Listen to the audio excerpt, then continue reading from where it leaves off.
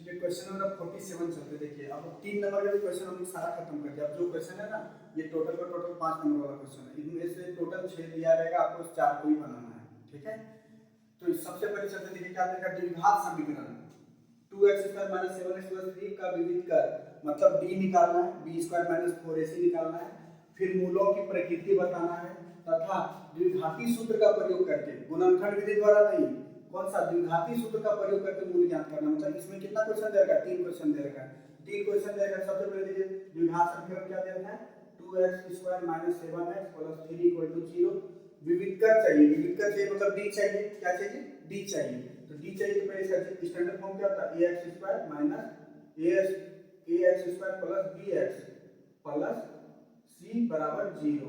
तो हम यहां से देखो दोनों को कंपैरिजन करते हैं। a बराबर कितना होगा, x² है, x² a की जगह पे 2, b के जगह पे कितना -7 और c के जगह पे कितना, c = 3, है ना। तो सबसे पहला काम क्या करते हैं, हम लोग d निकालते हैं, विविध कर जो बोलते हैं d का फॉर्मूला क्या होता है, b² - 4ac, ठीक है। यहां से देखिए b का वैल्यू कितना है, -7 है, तो -7 का होल स्क्वायर -4 गुना a का वैल्यू कितना निकालें, 2, c का वैल्यू कितना निकालें, 3, ये कितना हो जाएगा 49, -7 गुना -7 49, यहां से कितना 4 दूनी 8 या 24, 24 49 में 24 घटाएंगे कितना आएगा, 25 आएगा। तो देखिए पहला आंसर मेरा निकल गया। d बराबर क्या है, विविध कर बराबर क्या है, 25। अब मूलों की प्रकृति ज्ञात करना है। मूलों की प्रकृति आपको पहले भी पता होना चाहिए। अगर d का वैल्यू 0 आए तो क्या निकलेगा, मूल का प्रकृति दो वास्तविक और समान मूल निकलेगा। अगर d का वैल्यू धनात्मक है तो क्या निकलेगा, दो वास्तविक और असमान मूल, और अगर d ऋणात्मक है तो क्या निकलेगा, कोई वास्तविक हल नहीं, है ना। यहाँ पे देखिए d क्या है, धनात्मक है, यहाँ पे फिर क्या लिख देते हैं, चूंकि d का वैल्यू क्या है, d वैल्यू ग्रेटर देन 0 है, d का वैल्यू 0 से बड़ा है, इसीलिए क्या होगा, दो असमान, ठीक है, दो असमान और वास्तविक हल होंगे। ये निकल गया मूलों की प्रकृति, क्वेश्चन नंबर दूसरा। अब क्या निकला, द्विघाती सूत्र का प्रयोग करके मूल ज्ञात करना है। द्विघाती सूत्र क्या होता है, द्विघाती सूत्र देखिए क्या चीज है, x बराबर अल्फा, जैसे यहाँ पे लिख देते हैं x, है ना, x1 कर देते हैं, कितना हो जाएगा -b + √d/2a, एक हुआ, और एक साथ में क्या आ जाता है x2 बराबर क्या होगा -b, यहाँ पे प्लस ले लेते हैं, यहाँ पे क्या ले लेंगे √d/2a, है ना। यहाँ पे देखिए d तो हम निकाल दिए 25, तो सबसे पहले क्या निकाल लेते हैं, सबसे पहले हम लोग क्या निकाल लेते हैं, यहाँ पे d है, इसी जगह हम लोग कर लेते हैं क्या, d √अंडर इक्वल टू कितना निकल आएगा, यहाँ से वैल्यू निकल आएगा आपका कितना 5, तो डायरेक्ट वैल्यू रख देंगे तो आसानी से हो जाएगा। देखिए यहाँ पे क्या चीज है, अब x1 पहला रूट जो निकलेगा कितना है -b, यहाँ माइनस है, b का वैल्यू कितना है, b का वैल्यू -7 है, यहाँ पहले से माइनस है और -7, और यहाँ पे कितना है प्लस, √d का वैल्यू कितना निकाले 5 निकाले, 5 लिख देंगे, बाय कितना 2, a का वैल्यू कितना है, a का वैल्यू है आपका 2, यहाँ पे 2 कर देंगे, ठीक है। और यहाँ पे देखिए x2 माइनस सेम, इसी तरह से -7, और यहाँ पे कितना माइनस, यहाँ प्लस था, यहाँ क्या देंगे -5/2 × 2, देखिए यहाँ पे कितना, ये माइनस माइनस प्लस, 7 5 12 हो जाएगा, 12/4 कट कर कितना हो जाएगा, 3 बार में एक x1 कितना निकल गया 3, क्योंकि द्विघात है तो दो हल निकलेगा। यहाँ पे देखिए फिर कितना आ जाएगा, इधर ये है माइनस प्लस हो जाएगा 7, और यहाँ से कितना आ जाएगा -5/4, और यहाँ से कितना हो गया 2/4 कट कर कितना हो गया 2 और 1/2। तो देखिए दूसरा हल कितना निकल गया 1/2, 3 आंसर निकल गया, विविधता निकल गया, मूलों की प्रकृति निकल गया तथा द्विघाती सूत्र ये वाला है निकल आया, ठीक है। नेक्स्ट देखिए ये क्वेश्चन बहुत ही स्पेशल है, इसको आपको जो है ना 3 से 4 बार बनाना है, 4-5 स्टार जितना मारते हैं कम है, ये आने का इसका चांसेस 90% है, ठीक है, 90% चांसेस है, एकदम फिल करो 5 नंबर का आएगा, कितना आएगा 5 नंबर का आएगा। तो एकदम आपको एकदम बढ़िया से बारीकी से 3-4 बार क्या 10 बार बार प्रैक्टिस करना, एकदम कम समय में आप पूरा का पूरा उतार दीजिएगा, ठीक है। क्वेश्चन बड़ा रहने के कारण हम लिखे नहीं है, आप पूरा का पूरा लिख लीजिए। देखिए इसका दूसरा नाम क्या दे देगा, 6.1 पर में भी बोलते हैं, थेल्स थ्योरम भी बोलते हैं, है ना। और पूरा चीज देखिए इसमें रहता क्या है, कहता क्या है, अगर कोई त्रिभुज है क्या है, कोई त्रिभुज है, मान लेते हैं ए बी सी, ठीक। अगर कोई त्रिभुज है और इसमें क्या चीज है, एक रेखाखंड जो कि BC के क्या है, समांतर है।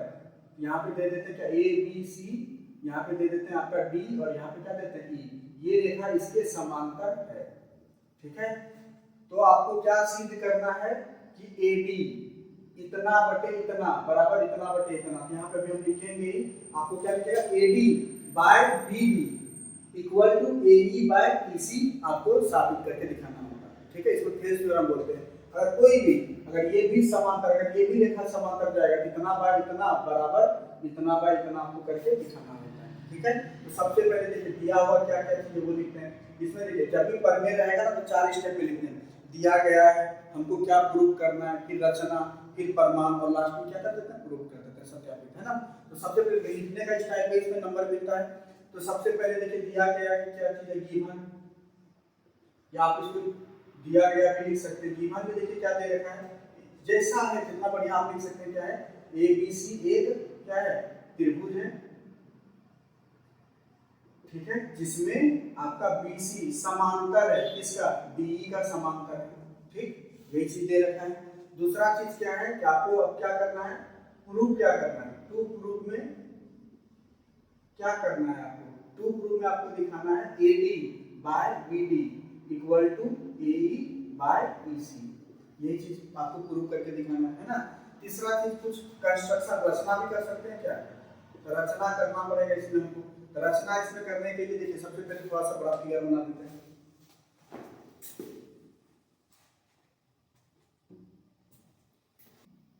थोड़ा सा बड़ा फिगर बना लेते हैं, ABC है ना, और DE क्या है, एकदम समांतर है। तो सबसे पहले देखिए यहाँ पे क्या करते हैं, परपेंडिकुलर, D से क्या कर देते हैं, D से DN, क्या कर देते हैं, DN परपेंडिकुलर है किस पे, AE पर, है ना, और यहाँ से EM परपेंडिकुलर है किस पे, AD पर, ठीक है। ये रचना कर देते हैं। दूसरा चीज क्या चीज है कि हम B और E को क्या करते हैं, मिला देते हैं, और C और D को क्या कर देते हैं, मिला देते हैं, है ना। ठीक है, रचना में लिखना पड़ेगा, क्या रचना में लिखना पड़ेगा कि DN क्या है, परपेंडिकुलर है, इसको परपेंडिकुलर बोलते हैं। DN परपेंडिकुलर किसका है, AE का, तथा क्या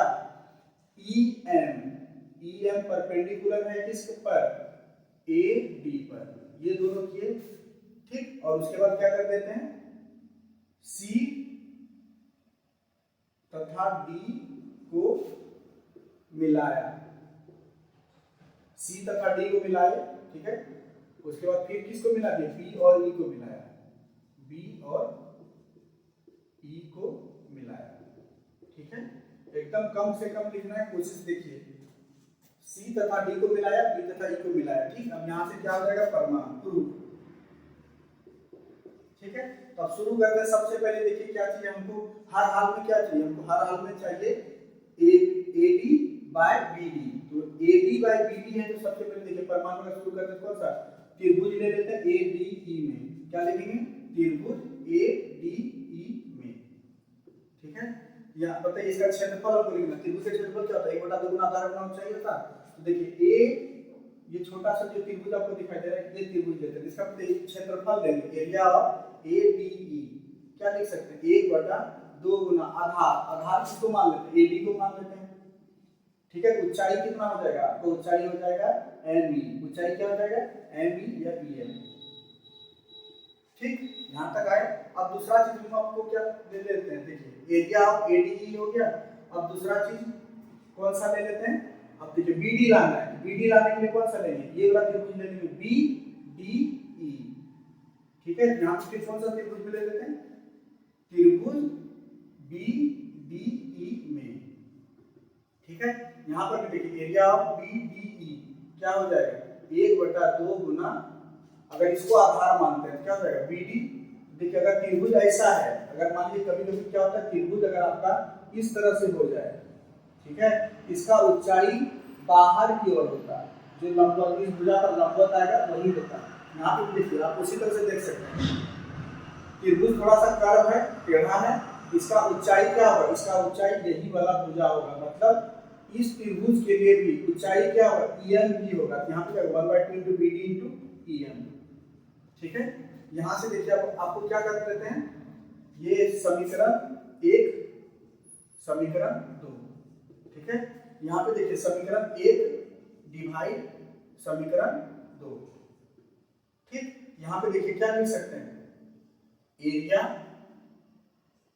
ऑफ ए डी ई, ये वाला जो पूरा का पूरा है वही एकदम पूरा लिख देना है, area of A D E by area of B D E, किसके इक्वल होगा, देखिए यहाँ से कौन सा कट जाएगा, ये दोनों कट जाएगा, em कट जाएगा, क्या बचा, ad बाय bd बचा, तो सीधा लिख देते हैं क्या, ad बाय bd, ठीक है। यहाँ से इसको क्या दे देते हैं, कोई समीकरण या एक्स्ट्रा दे देते हैं, समीकरण 3। फिर अब हम लोग देखो ad और bd मिल गया, एक पार्ट मिल गया, इसी तरह से क्या चलेंगे, ae और ec की तरफ चलेंगे। ae और ec की तरफ चलने के लिए हमको देखिए क्या देखना पड़ेगा, सबसे पहले देखिए हमको क्या लेना होगा, ae इधर लेना होगा, कौन सा त्रिभुज, यहाँ पे देखिए फिर ले लेते हैं कौन सा त्रिभुज ए, सेम वही चीज ले लेते हैं ए डी ई में। अब इस बार क्या करेंगे, आधार इसको मानेंगे, क्या हो जाएगा, एरिया ऑफ ए डी ई बराबर क्या होगा 1/2 इंटू आधार, आधार क्या हो जाएगा ए ई, अगर ए ई आधार होगा इसी पर ऊंचाई कौन है, डी एन है, यहाँ पे क्या ले लेंगे डी एन, ठीक है।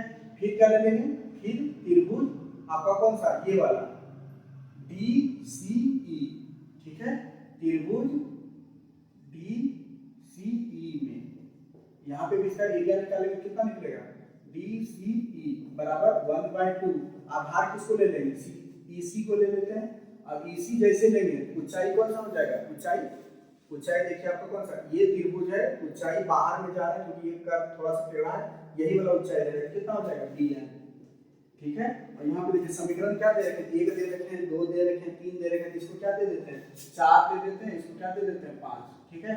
फिर यहाँ पे क्या लिख देते हैं 4 डिवाइड 5 करने पर, तो बताइए क्या चीज हो जाएगा, यहाँ पे लिख सकते हैं area of A B E by area of D C E, इतना बटे इतना लिखते हैं, इधर कितना होगा सेम, ये कट जाएगा, ये कट जाएगा, ये कट जाएगा, क्या बचा ए ई बाय ई सी। चलिए इसको क्या बोलते हैं समीकरण 6, ठीक है, यहाँ तक कोई दिक्कत नहीं। अब देखिए और क्या होता है, थोड़ा सा बड़ा में देखिए क्या दे रखा है, इसमें देखिएगा ए डी ई है और यहाँ पर भी क्या है ए डी ई है, हमको अब देखिए ये दोनों तो रेशियो मिल गया, पर इसको और इसको बराबर करना है, बराबर करने के लिए क्या करना पड़ेगा, ये दोनों पार्ट को भी तो बराबर करना पड़ेगा, बराबर करने के लिए ए डी ई और यहाँ पर भी ए डी है, न्यूमरेटर जो है बड़ा है मतलब बराबर है, बचा कौन सा area of B D E और area of D C E अगर बराबर हो जाए हम ये दोनों को बराबर लिख सकते हैं, हाँ। तब देखिए कौन सा कंडीशन, ये देखिए यहाँ पे क्या है, ये एक ही समांतर रेखा पर है, कौन सा त्रिभुज, ये त्रिभुज और ये त्रिभुज एक ही आधार पर है और एक ही समांतर रेखा का बीच में स्थित है। तो 9th क्लास में हम लोग एक थ्योरम पढ़े थे कि अगर कोई दो त्रिभुज एक ही आधार पर हो और एक ही समांतर रेखा के बीच में हो तो दोनों का क्षेत्रफल क्या होता है, बराबर होता है। यहाँ पे फिर क्या लिखेंगे, चूंकि क्या एरिया ऑफ, ऊपर में देखिए क्या सा दे रखा है, ऊपर में दे रखा है BDE, एरिया ऑफ BDE बराबर एरिया ऑफ DCE होगा, लिख सकते हैं। क्यों, रीजन में क्या दे देंगे, प्रमेय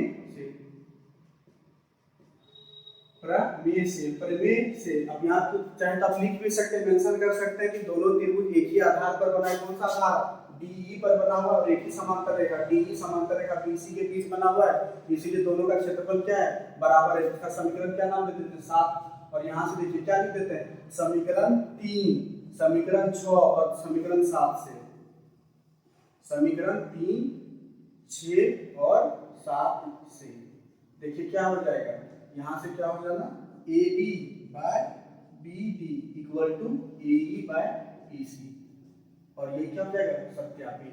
ठीक है, आपको इतना लिखना पड़ेगा, आपका स्कूल में भी बहुत बार प्रैक्टिस होगा, देख लीजिए कि कितना आप जितना अच्छा से इसका आने का चांसेस एकदम बोल रहे 90% है। ठीक है,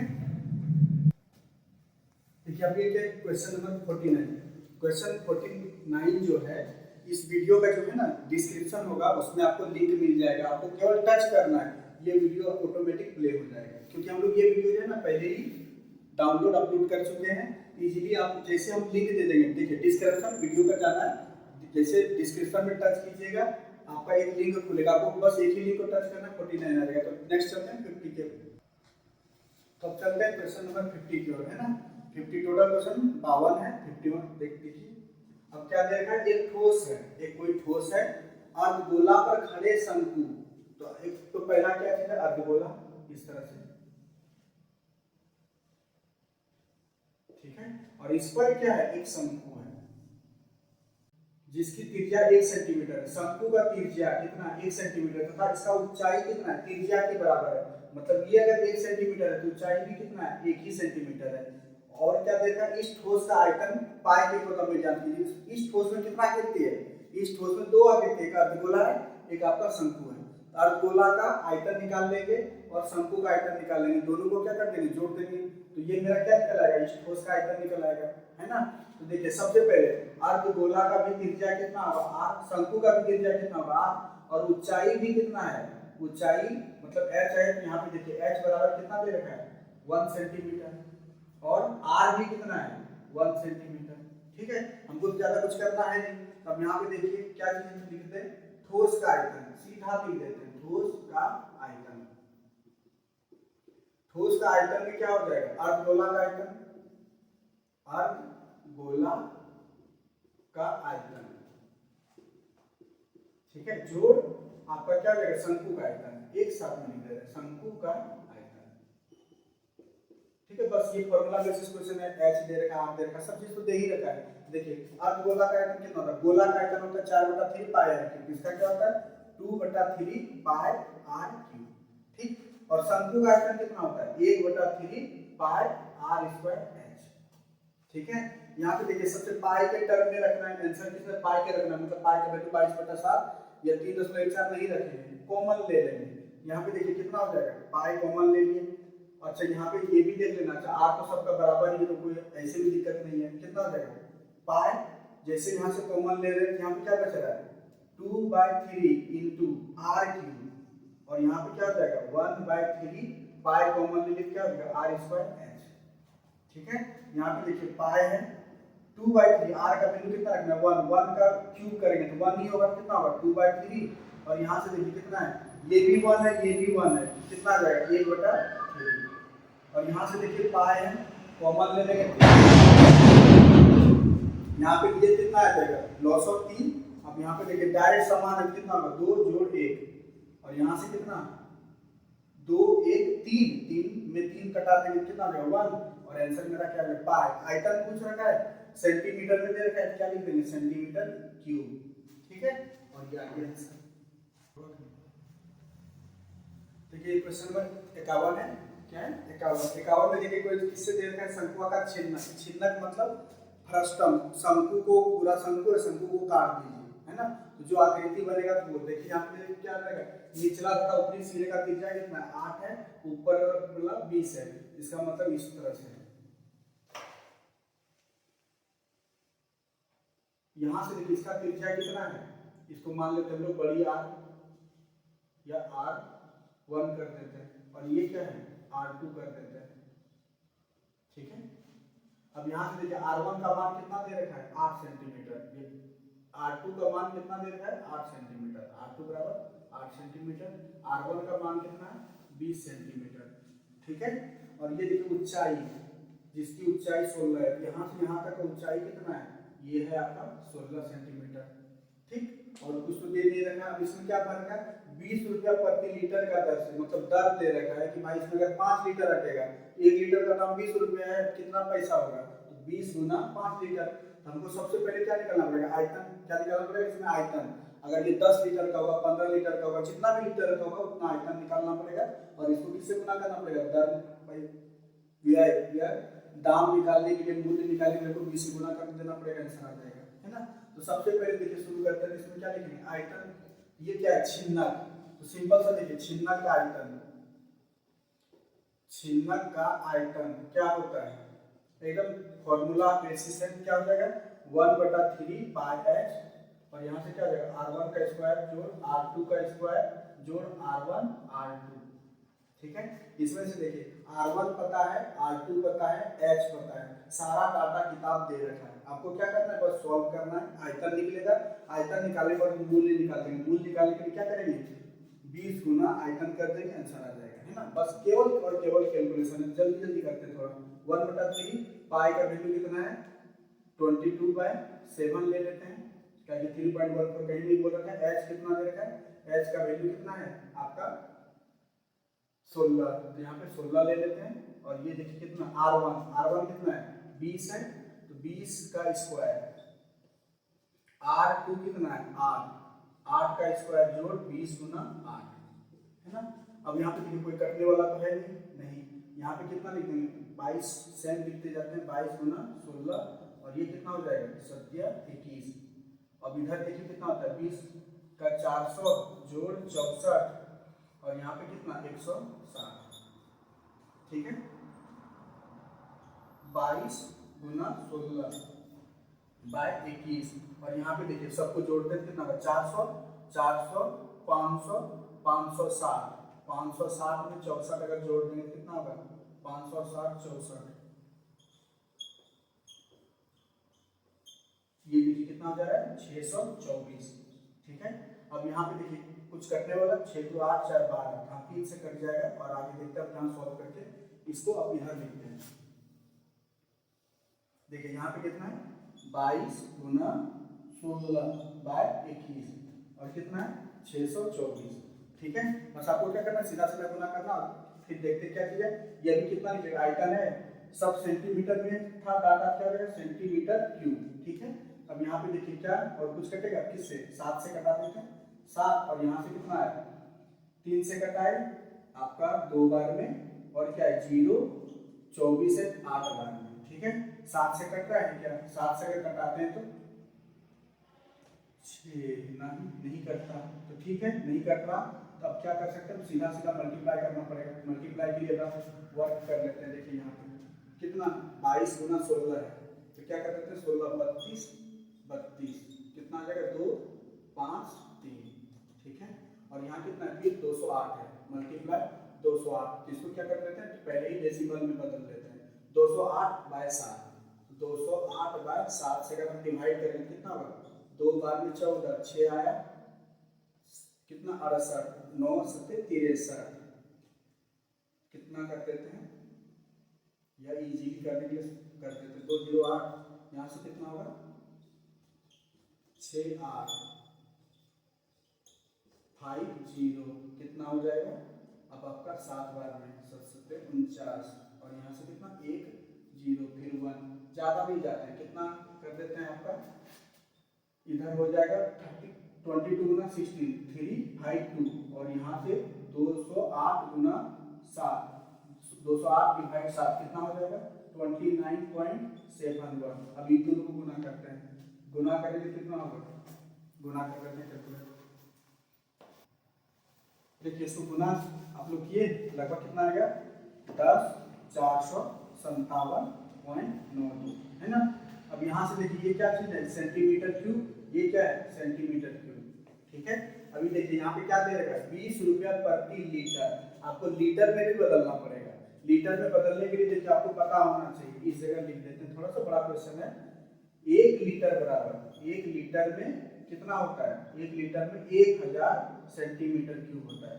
यहाँ पे देखिए सेंटीमीटर क्यूब है, इसको हम किससे भाग दे देते हैं 1000 से भाग देते हैं, 1000 से जब हम भाग देंगे कितना होगा 10 4 5 9.92 भाग 1000, तो अब ये किस में आ गया लीटर में आ गया, ठीक है। लीटर में आ गया, 1 2 3 है 1 2 3 कितना हो जाएगा 10 दशमलव, इसको कितना कर देते हैं 4 6 कर देते हैं, बाकी 10 सब हटा देते हैं, राउंड ऑफ कर देते हैं नियरेस्ट, इतना क्या होगा लीटर हो जाएगा, ठीक है। अब यहाँ पे देखिए मूल्य पूछ रखा है, तो मूल्य बराबर क्या चीज होगा 1 लीटर का मूल्य कितना है 20 रुपया, 1 लीटर का मूल्य कितना है 20 रुपया, यहाँ से देखिए कितना आ जाएगा मूल्य बराबर कितना आयतन है 10.46 गुना 20। अब इसको क्या कर देते हैं गुना करते हैं, गुना करेंगे कितना होगा पॉइंट भूल जाते हैं डेसिमल भूल जाते हैं, 2 से गुना करते हैं 6 दूनी 12 4 दूनी 8 1 9, ठीक है। और यहाँ से कितना हो जाएगा 10 दूनी 20। अब यहाँ पे देखिए ये पॉइंट भूले थे, इधर देखिए अंक कितना है 2 अंक है, यहाँ से देखिए कितना हो गया लगभग 209 रुपया 20 पैसा, ठीक है। इसमें से थोड़ा सा ध्यान रखिएगा पाई का वैल्यू 3.14 रखिएगा तो थोड़ा 209 पॉइंट समथिंग कुछ का डिफरेंस आएगा, और आपका ये भी सही है, ठीक है। चलिए देखिए ये कौन सा है, लास्ट क्वेश्चन है, कितना 52 का, ठीक है। ये किससे दे दिया, बहुलक दे दिया। तो बहुलक का देखिए सिंपल सा क्या, सबसे पहले देखिए बहुलक के लिए आपको क्या चाहिए, फॉर्मूला चाहिए। तो बहुलक निकालने के लिए देखिए क्या है, बहुलक, बहुलक के लिए चाहिए था क्या चीज है, एल प्लस यहाँ पे क्या, बहुलक वर्ग F1, अभी बताते हैं सारा वाला कौन सा क्या चीज, F1 minus F0 by 2F1 minus F0 minus F2 into H, ठीक है। अब इसमें से देखिए क्या चीज कैसे कैसे क्या पता चला, तो बहुलक निकालने के लिए बोल रहा है। तो देखिए बहुलक मतलब क्या चीज है, जो सबसे ज्यादा बार आए, सबसे ज्यादा बार देखिए यहाँ पे कितना है, 6 बार है, ये 8 बार है, ये 15 बार है, ये 9 बार है, ये 8 बार है। तो ज्यादा बार कौन आया, ज्यादा बार आया 15। तो आंसर जो है ना 30 से 40 के बीच में ही निकलेगा। आंसर क्या निकलेगा, 30 से 40 के बीच में ही निकलेगा। अब इसमें से देखिए ये कौन सा हो गया, जो बहुलक है सबसे ज्यादा बार आया है उसको हम लोग क्या बोलेंगे, F1, क्या बोलेंगे, F1, ठीक है। इससे पहले वाला को 1 से पहले कौन आता है, 0, इसको क्या बोलेंगे, F0, और 1 के बाद कौन आता है, 2 आता है, इसको क्या बोलेंगे, F2, है ना। अब यहाँ पे देखिए L क्या चीज है, L है लोअर लिमिट, निम्न सीमा। तो बहुलक वर्ग का निम्न सीमा कौन है, 30, ठीक है। L हो गया निम्न सीमा, फिर अब बचा कौन सा, 17 H, H क्या चीज है, वर्ग अंतराल। तो वर्ग अंतराल देखिए 30 और 40 के बीच में कितना अंतर है, 10 का अंतर है। देखिए यहाँ पे सबसे पहले लिख दीजिएगा सब चीज, क्या चीज है, F0 बराबर कितना 8, F1 बराबर कितना 15, F2 बराबर कितना 9, H बराबर कितना 10 और L बराबर कितना 30, है ना। सब चीज देखिए, जो सबसे अधिक बार आएगा वो क्या है, बारंबार बहुलक, ठीक। जिसका ज्यादा बारंबारता हो वो क्या हो जाएगा, बहुलक। बहुलक इसी में से आंसर आएगा, 30 और 40 के बीच में ही आंसर आएगा। तो अब यहाँ पे देखिए इसको क्या मान लेते हैं, जिसका है उसको 1 मान लेते हैं, इससे पहले वाला को F0, F0 या F0 बोल सकते हैं, और इसके बाद वाला को क्या बोलेंगे, F2 बोलेंगे। ये क्या है, L है, और ये क्या चीज है, क्लास का साइज। 30 40 के बीच में कितना अंतर है, बस फॉर्मूला आपको रखना है, आंसर आ जाएगा। फॉर्मूला जैसे यहाँ रखें, देखिए कितना निकलेगा, L की जगह पे कितना 30 जोड़ F1 कितना है 15, 15 में कितना घटाएंगे 8 बाय यहाँ पे कितना 2F1, तो डबल कर देते हैं 30 माइनस कितना F0 है 8 और ये कितना है 9, ठीक है, इनटू कितना 10। बस अब यहाँ पे देखिए 30 है जोड़ 15 में 8 घटाएंगे कितना होगा 7, और यहाँ पे देखिए कितना है 30, 30 में ये देखिए दोनों कितना हो जाएगा 17, 17 में 30 घटा कितना 13, और यहाँ पे गुना कितना है 10, ठीक। अब यहाँ पे देखिए अब लिखना होगा 30 प्लस 70/13। अब इसको क्या करते हैं, डिवाइड करके देख लेते हैं, तो पॉइंट में कितना आएगा, आंसर मेरा आ जाएगा। देखिए 70 है, भाग देना किसे 13 से, 13 बचे 65, 5 बार में आया 5 0। अब क्या 13 चौके 52, तो कितना हो जाएगा 13 चौके 52, 3 बार में लेते 13 के 39, कितना है 1, यहाँ सांसी के 4 1 0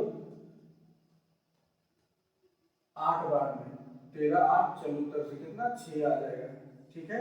फिर 0, फिर 13 पचे 65, आगे नहीं जाना है, 5.38 लिख देते हैं। देखिए कितना आ जाएगा 30 प्लस 5.3, अच्छा 5 बार में था ना, 5 अगर है तो राउंड ऑफ कर देते तो कितना हो जाएगा 3 9 हो जाएगा, और यहाँ से कितना हो जाएगा, क्योंकि देखिए ये लास्ट डिजिट क्या है 5 है, ये एक बड़ा हो जाएगा, 8 से क्या हो जाएगा 9, वही 9 लिख दिए, दोनों को जोड़ देंगे कितना होगा 35.39, आपका बहुलक आ जाएगा, ठीक है। चलिए मॉडल सेट क्या हो गया, खत्म हो गया है। आप जो है ना एक बार फिर से बिना देखे सारा का सारा बनाएंगे, जितना प्रैक्टिस कीजिएगा उतना अच्छा होगा। और ये देखिए इतना याद रखिएगा, क्वेश्चन पेपर आपका 60 से 80% मॉडल सेट पैटर्न का ही होगा, ठीक है। और बहुत सारा क्वेश्चन तो ऐसा होगा कि जो डायरेक्ट मिल जाएगा, जैसे आपका थेल्स थ्योरम में भी आपको बताए वो पूरा मिल जाएगा, आपका छिन्नक वाला था वो पूरा का पूरा मिल जाएगा, ठीक है। और आपसे एक निवेदन भी है कि अपने दोस्त जितना भी फ्रेंड सर्किल में सबको क्या करना है, शेयर भी करना है, ताकि इससे क्या होगा आप लोग सब मिलकर बनाइएगा, ठीक है। चलिए ऑल द बेस्ट।